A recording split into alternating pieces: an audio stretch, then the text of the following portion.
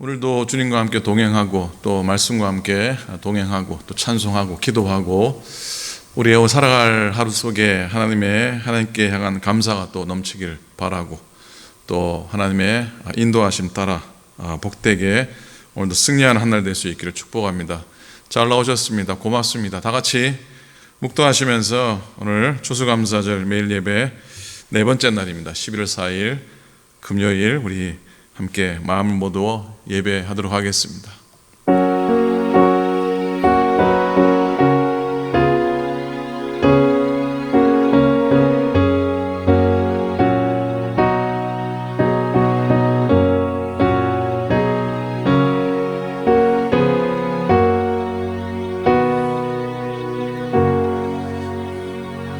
은혜 한 날 주셔서 감사합니다. 오늘도 살아갈 하루가 우리 앞에 놓여져 있습니다. 때로는 그 길이 어렵고 힘들고 염려 걱정이 있어도 그러니까 주님과 더불어 함께 동행하며 우리가 주님의 자녀된 믿음의 표징되어서 살아가게 도우시고 십자가가 나의 참된 표징인 것을 고백하게 하여 주시옵소서. 감사드립니다.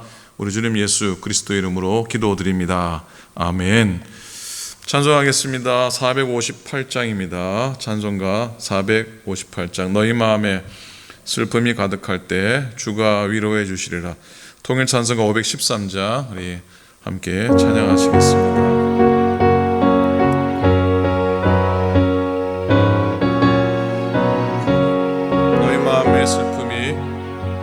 너희 마음에 슬픔이 가득할 때 주가 위로해 주시리라. 아침에 같이 빛나는 마음으로 너 십자가 지고 가라. 참 기쁜 마음으로 십자가 지고 가라. 내가 기쁘게 십자가 지고 가며 슬픈 마음이 위로받네. 때를 따라서 주시는 은혜로서 가란 심령의 힘을 얻고 주가 언약한 말씀을 기억하고 너 십자가 지고 가라.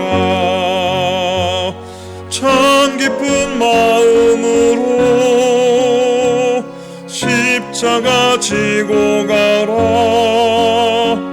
내가 기쁘게 십자가 지고 가면 슬픈 마음이 위로받네. 내가 맡은 일 성실히 행할 때에 주님 앞에서 상 받으리. 주가 베푸신 은혜를 감사하며 너 십자가 지고 가라. 참 기쁜 마음으로 십자가 지고 가라. 내가 기쁘게 십자가 지고 가면 슬픈 마음이 위로받네. 아멘. 함께 말씀 봅니다. 여호수아 4장입니다. 여호수아 4장 3절부터 7절까지 말씀. 구약성경 323페이지입니다. 구약성경 323페이지 여호수아 4장 3절부터 7절입니다. 교독으로 말씀 보고요. 마지막 절은 함께 읽겠습니다. 그들에게 명령하 이르기를 요단 가운데 제사장들의 발이 굳게 선 그곳에서 돌 12를 택하여 그것을 가져다가 오늘 밤 너희 유숙할 그곳에 두게 하라 하시니라. 여호수아가 이스라엘 자손 중에서 각 지파에 한 사람씩 준비한 그 12사람을 불러 그들에게 이르되 요단 가운데로 들어가 너희 하나님 여호와의 궤 앞으로 가서 이스라엘 자손들의 지파 수대로 각기 돌 한 개씩 가져다가 어깨에 매라. 이것이 너희 중에 표징이 되리라. 후일에 너희의 자손들이 물어 이르되 이 돌들은 무슨 뜻이냐 하거든. 함께 있습니다. 그들에게 이르기를 요단물이 여호와의 언약궤 앞에서 끊어졌나니 곧 언약궤가 요단을 건널 때에 요단물이 끊어졌으므로 이 돌들이 이스라엘 자손에게 영원히 기념이 되리라 하니라. 아멘. 여러분, 우리 주위에는 많은 역사적인 기념물들, 역사적 유물들이 있습니다. 세워질 당시에 시대적인 서사를 다 가지고 있는 그런 유적들이죠. 사람들은 그 기념물, 유적을 보면서 역사적인 교훈을 되새깁니다. 그래서 그 기념물은 그 자체로 우리들에게 선생님 같은, 우리들에게 무엇을 가르치는 스승의 역할을 하게 됩니다. 자, 오늘 본문에 요단의 사건을 영원히 기념하고 후세들에게 교훈할 역사적 기념물, 즉 흔적을 남기라, 그렇게 하나님 명령하십니다. 요단강 바닥에서 돌 12를 가져다가 요단 서편인 가나안 땅에 세우라, 이렇게 말씀을 하고 있습니다. 그렇게 해서 그 돌이 표징이 되라고 하십니다. 이 표징이라고 하는 단어는 히브리 말로 오트라 그럽니다. 의미는 기념과 증거라는 뜻입니다. 기념과 증거라는 뜻입니다. 이 12돌은 후세들에게 요단강을 건넌 것이 오직 하나님의 권능에 의해서, 하나님의 은혜에 의한 기적적인 사건인 것을 증거하고 기념하는 표징이 되었던 것이죠. 6절입니다. 이것이 너희 중에 표징이 되리라 했어요.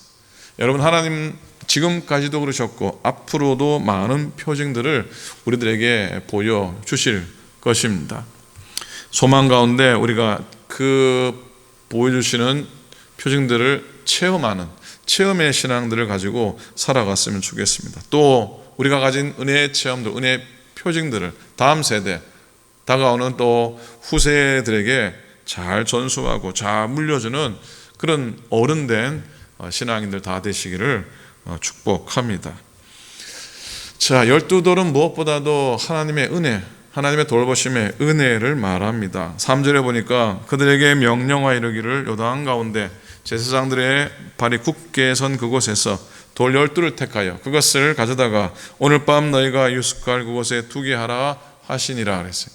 여러분, 백성들이 요단강 들어서기까지 40년 동안의 세월을 하게 됩니다. 하나님께서는 매일매일 만나와 메추라기로 그들에게 내려주셨어요. 한 번도 모자란 적도 없고 늦은 적도 없고 부족하거나 굶기신 적도 없습니다. 더운 날에는 구름 기둥을 보여주셨고 추운 저녁에는 불 기둥으로 세밀하고 안전하게 인도해 주셨습니다. 바위에서 물이 나오게 하셔서 목마르지 않게 하시고 시원하게 해 주셨습니다. 그리고 의복이나 신발도 닳지 않도록 신비로운 기적을 그들에게 허락해 주시고 베풀어 주셨습니다. 전적인 하나님의 은혜고 돌보심이고 인도하심인 줄로 믿습니다. 인간의 노력과 공로는 어디에도 찾아볼 수 없습니다. 아무것도 없습니다.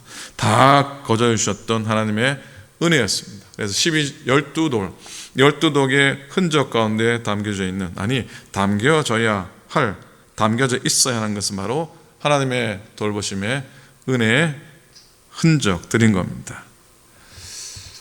페르시아 때 한 왕이 시골을 돌아보다가 아주 총명하고 마음이 맑은 한 목동을 만나게 됩니다. 임금은 그 목동을 불러서 나라의 중요한 직책을 맡기게 되었습니다. 이 목동은 공정하고 깨끗하게 나라 일들을 처리해 나가게 됩니다. 그 목동 출신의 신하, 다른 사람들부터 많은 칭송을 받게 됩니다. 그러나 그가 그렇게 맑은 정치를 해 나가니까 부정부패한 무리들에게는 굉장히 불편했습니다. 그래서 그를 시기하고 또 모함하게 됩니다. 부정한 사람으로 공격을 하게 됩니다. 이 목동 신하는 일이 끝나면 항상 밤마다 어떤 방에 꼭 들어가곤 했습니다. 근데 모함하는 사람들이 잘 살펴 뒤를 조사해 보니까 밤마다 그 방에 들어가서 커다란 박스를 하나 열어보고 또 닫곤 했다는 겁니다. 그래서 이 공격하는 사람들은 아마도 분명히 저 목동 신하가 뒤로 챙겨놓은 보화들이 그 속에 감추어져 있었을 것이라 그런 생각을 하게 됩니다. 그래서 임금님께 그 목동 신하를 고소를 합니다. 고발을 한 후에 임금님을 그곳으로 데려갑니다. 갔더니 정말 커다란 박스가 하나 있었습니다. 사람들은 그 박스 안에 분명히 이 목동신화가 부정하게 챙겨놓은 엄청난 보석이 들어있을 것이라 생각을 했습니다. 근데 박스를 딱 열어보니까 언박싱이라는 거죠. 언박싱을 박스를 열어보니까 그 안에 그 목동신화가 목동시절 때에 불었던 피리하고 그리고 그때 읽었던 낡은 옷들이 거기에 들어 있었던 겁니다. 주위 사람들은 어쩔 줄 모르고 목동신화를 모함했던 사람들은 어쩔 줄 모르고 이 임금은 그 목동신화에게 물어봅니다. 왜 이것들을 여기 두고 매일 밤 들여다 보았는가? 목동신화가 말합니다. 저는 목동 시절에 정말 어려운 삶을 살았습니다. 그런데 임금님께서 나에게 큰 은혜를 베풀어 주셔서 오늘 이 자리까지 오게 된 것 아닙니까? 행여나 그 은혜를 잊을까 싶어서 매일 이것들을 들여다봅니다 라고 대답했다고 합니다. 자, 여러분, 요단에서 건진 감사의 12돌, 글쎄요, 모르겠습니다. 요단에 얼마나 괜찮은 돌들이 있었고 멋있게 보이는 돌들이 있었을까?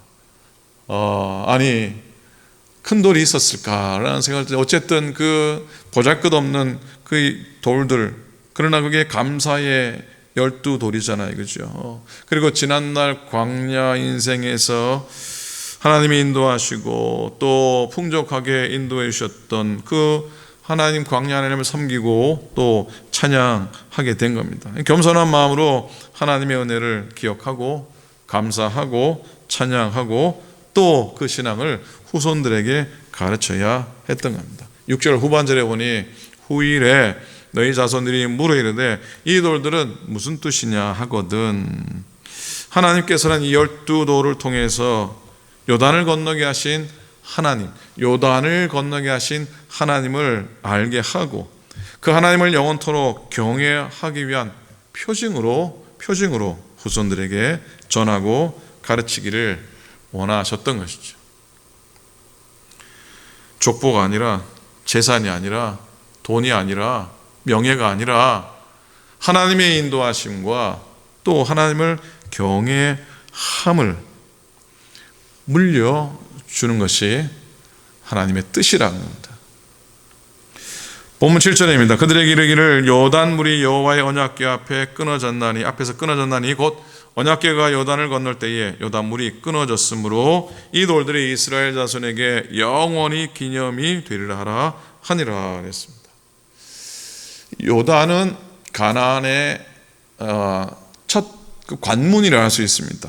요단강을 건넌 이스라엘을 향해서 요단강에서 이렇게 수집한 12돌을 세우게 하는 것은 하나님이 가나안 전체를 이스라엘에게 주시겠다 하는 그런 언약의 표징이라 믿습니다.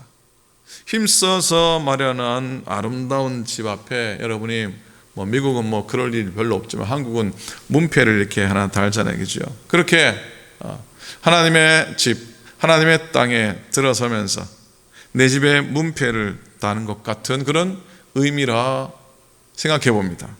가나안 정복의 시작입니다. 가나안 땅을 이스라엘에게 주신다는 하나님의 보증입니다. 확실한 하나님의 약속의 표징인 것이죠. 그래서 기념비는 이스라엘 백성이 유숙한 길갈에 12개, 그리고 제사장들이 발이 멈추어 섰던 요단강 중앙에 12개, 결국 24개의 돌로 세워지게 됩니다. 이중 표징이죠. 이건 사건의 확실함과 또 중대함을 보여주는 것이라 이것입니다. 사실 요단강 가운데 쌓은 12돌은 요단물이 다시 흐르면 어떻게 됩니까? 보입니까? 보이지 않습니까? 보이지 않습니다. 혹 물길이 세면은 그 강 중앙에 쌓아놓았던 돌이 흩어질 수도 있는 겁니다. 그러니 결국 이 의미는 이스라엘 백성들이 10년 가운데, 이스라엘 백성들의 마음 가운데 세우는 것이라는 생각도 갖게 됩니다. 그래서 이스라엘 백성들은 그 후에 비록 보이지 않지만 요단강을 볼 때마다, 요단강을 바라볼 때마다 하나님의 인도하심, 하나님이 이 강을 건너게 하셨다고 하는 놀라운 사실을 다시 고백하고 다시 되새김질 했을 것이라 믿습니다. 우리의 마음이라는 것이, 우리의 눈의 기억도 쉽사리 사라지잖아요, 그죠? 12개의 돌을 세워 하나님의 하나님 되심을 영원히 기억하고 또 섬기고 후손들에게 가르치라는 하나님의 보이는 교훈이시고, 그 기념비는 12돌은 보이는 말씀이고 그 12돌은 보이는 은혜였던 겁니다. 여러분, 여호수아 때의 12돌의 징표가 그 표징이에요. 오늘 우리들에게 의미가 있으려면 어떻게 해야 되겠습니까? 12돌은 이스라엘 전체를 의미하죠. 12지파를 의미하는 이스라엘 전체를 의미하고, 그 12돌은 오늘을 믿음으로 사는 우리들, 바로 여러분들을 아니겠습니까? 이 표징이 되는 믿음의 삶이 무엇이겠습니까? 오래된 얘기긴 하지만은 2세기 초에 소아시아 한 지방을 다스리는 폴리니라고 하는 아주 독한 로마 총독이 있었다고 합니다. 이 폴리니는 뇌물받기를 좋아하고 폭정을 일삼는 모습, 그래서 보다 못한 한 신실한 신앙인이 그를 찾아가서 그 폴리니의 잘못을 조목조목 따지고 제대로 통치하라고 권유를 하게 됩니다. 그 기독교인의 그 말이 이 마음이 불편하고 화가 나지 않았겠습니까? 폴리니가 감히 총독에게 이따위 말을 하는 너를 이 지역에서 추방시킬 수도 있다 큰 소리를 치니까 이 신앙인이 그래도 상관없습니다. 이 모든 땅이 하나님의 것이니까 저는 집을 잃을 일이 없습니다 라고 답하는 거예요. 이 총독이 나는 당장 너를 죽일 수도 있다 그러니까 이분이 뭐라 답했겠습니까? 어차피 인간은 죽습니다. 그러나 나는 부활의 약속이 있습니다. 생명을 빼앗을 수는 있어도 영생은 빼앗을 수 없습니다. 마음대로 하십시오 그랬다고 합니다. 총독이 더 막 이 약이 올라서 도저히 못 참겠구나, 그렇다면 너의 가족까지 내가 다 죽여버리겠다 그랬더니 이 신앙인이 총독 각하, 저의 가정은 모두 저와 같은 믿음과 신앙을 갖고 있습니다. 각하가 방금 하신 그 말씀은 저희들에게 아무것도 아닌 일들입니다 라고 담대히 선포합니다. 그래서 폴리니가 기가 죽어서 그 담대함에 당황해서 그냥 돌려보냈다고 하는 이야기를 듣습니다. 여러분, 가나안에 들어선 우리 성도들의 모습, 정말 가나안 백성답게 구원받은 성도답게 살아갔으면 좋겠고 하나님의 표징된 삶을 살아가기를 또 기원합니다. 여러분, 오늘 우리들에게 하나님이 기념비를 세우라 말씀하시는 듯 하잖아요. 근데 기념비가 무엇이겠어요? 뭘 세워야 되겠어요? 여러분이 나름대로 해서 수고해서 뭘 쌓을 게 뭐가 있으십니까?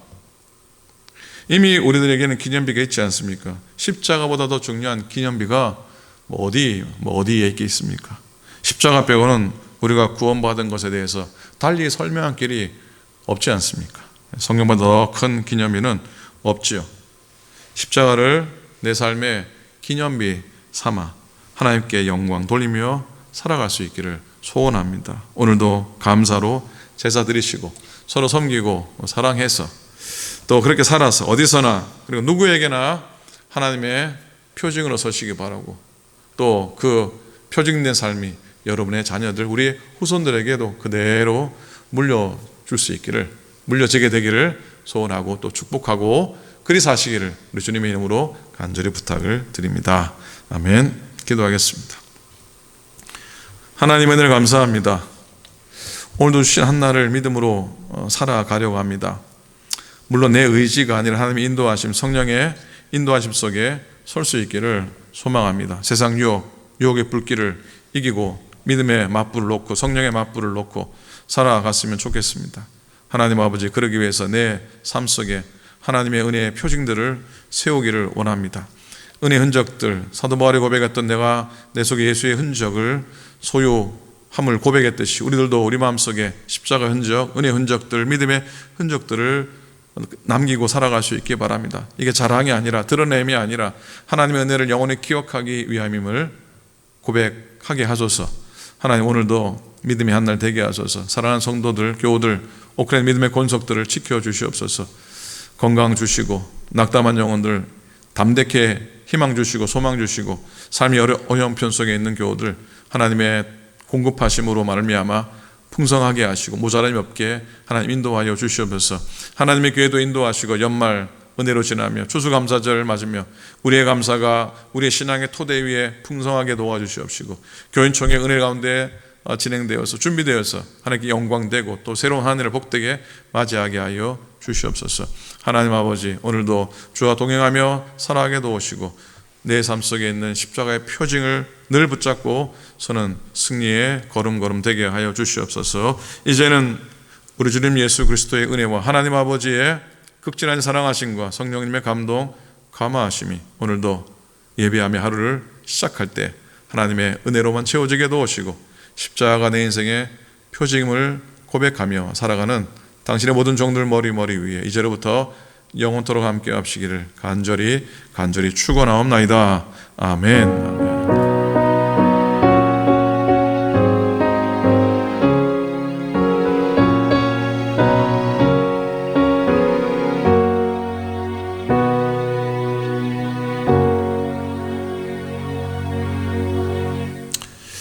고맙습니다. 은혜 한 날 되시기 바라고요. 매일매일마다 예배 참여하셔서 감사를 드리고 또 고맙습니다. 오늘도 날씨가 차가운데 따뜻하게 지내시고 또 평안하게 지내시고 내일 토요일이지요. 또 주말 또 아침에 예배 가운데 만나 뵙도록 하겠습니다. 늘 건승하시기 바랍니다. 고맙습니다.